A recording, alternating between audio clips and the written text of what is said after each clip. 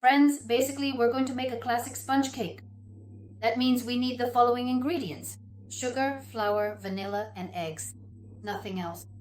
The most important thing is to know how much of each ingredient to use to choose the right proportions.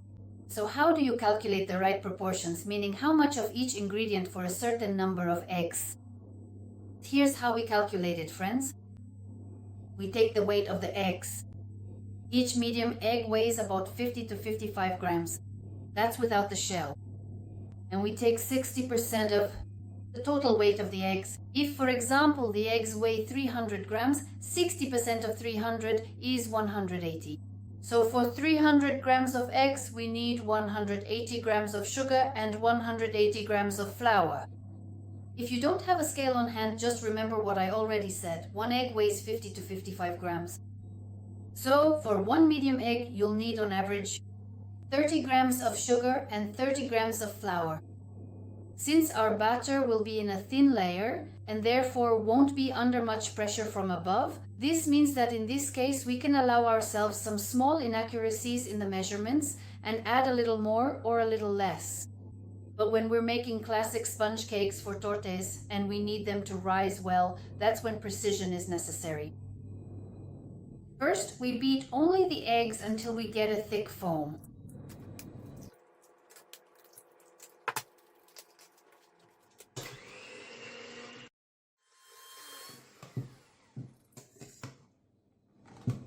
We don't add the sugar all at once, but in several stages.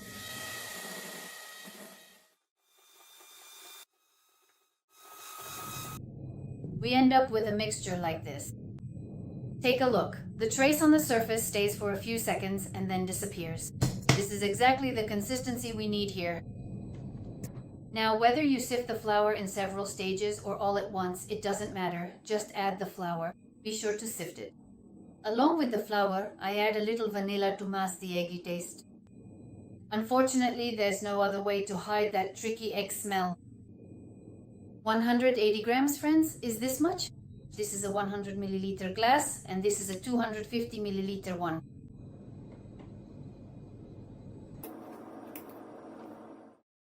If you're using vanilla sugar, then add it together with the regular sugar and include it in the total amount. At the top, I shake the whisk so that any flour left inside doesn't end up back in the bowl with the whisk. At the end, go over it with a silicone spatula as well to make sure there's no unmixed flour left at the bottom. You need to prepare the baking pan in advance because this batter doesn't like to wait. I will bake in a regular baking sheet since I don't need tall cakes. I don't like super tall ones, although I will make a few for you so that you can see them in 3 layers. But still, we will increase the height to make our hedgehogs round. That's why we don't need layers that are too big or too high. But if you want to get taller ones, then use a pan with high sides. In that case, your sponge cake will rise well, provided you use the appropriate number of eggs. Our sponge cake is cooling, so let's make the cream. For the cream, we'll need 200 grams of butter and a can of condensed milk. It couldn't be simpler. Just beat the butter until it turns white for a few minutes. At first, add the condensed milk in small portions, but then you can add a bit more at a time. The most important thing is that all the ingredients should be at room temperature.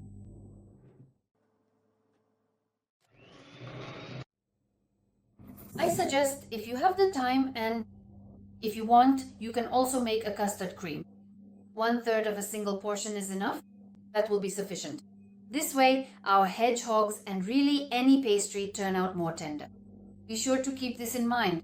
I will be adding exactly 1/3 of a single portion here. I showed how to make custard cream in the video where I made the honey cake with large pores. Everything is explained there in great detail. And how much of each ingredient you need to get exactly this amount. And so that there's no leftover cream, I'll write it down for you under this video. At the very beginning, we also add the custard cream in small portions. We put our cream in the refrigerator for about half an hour to stabilize. I made another sponge cake without you in exactly the same way. Now we're going to assemble our little hedgehogs. I'll be using these cutters, but you can also use an ordinary glass, just like our mothers and grandmothers did. So the diameter is 7.5 centimeters. We cut out little discs from our sponge cake.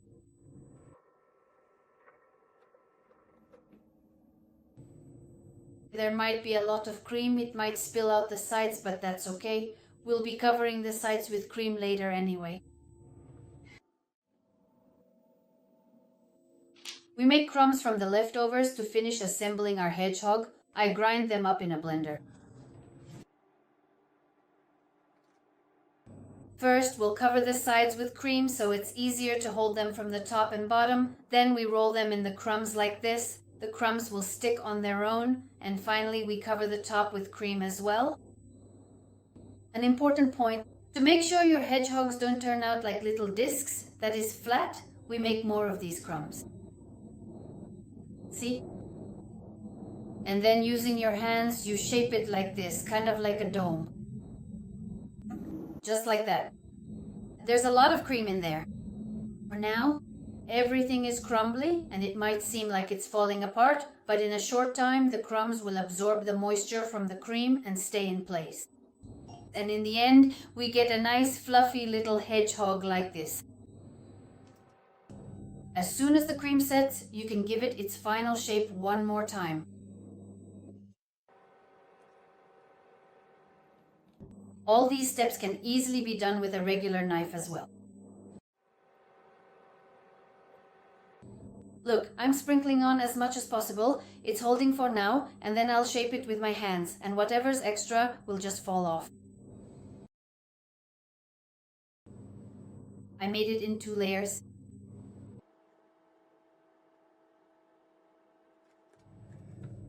Look, friends, I keep spinach sponge cake in the freezer. It's still a little cold. See what a beautiful color you get without any food coloring? It's just spinach. No spinach taste, no smell, nothing, just this beauty. I have a video on the channel where I make spinach sponge cake. You can check it out. It's very easy to make from frozen spinach. Now we're going to turn it into crumbs and use it to decorate our hedgehogs.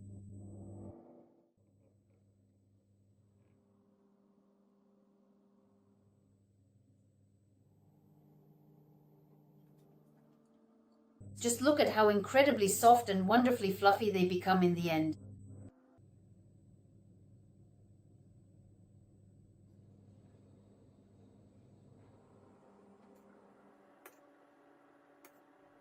Look, the top layer of cream is thick and rich enough to carefully hold all the toppings we add on top and to keep the rounded shape.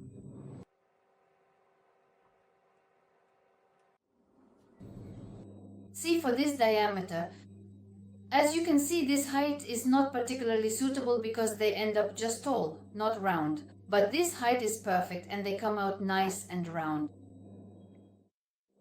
That's it, I'm putting them in the fridge to set. See you later.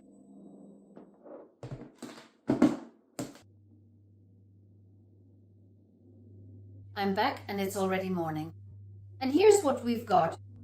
In daylight, the color is much brighter. I think you'll especially appreciate it.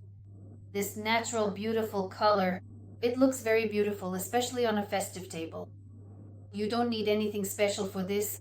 Just keep some frozen spinach in your freezer so you can take it out anytime and make the sponge cake, or you can bake the sponge cake when you have free time, freeze it, and use it whenever you need. You can quickly take it out, turn it into crumbs, and decorate anything you like, whether it's hedgehogs or other pastries. Sometimes I even decorate baklava with it. It looks very beautiful and expensive.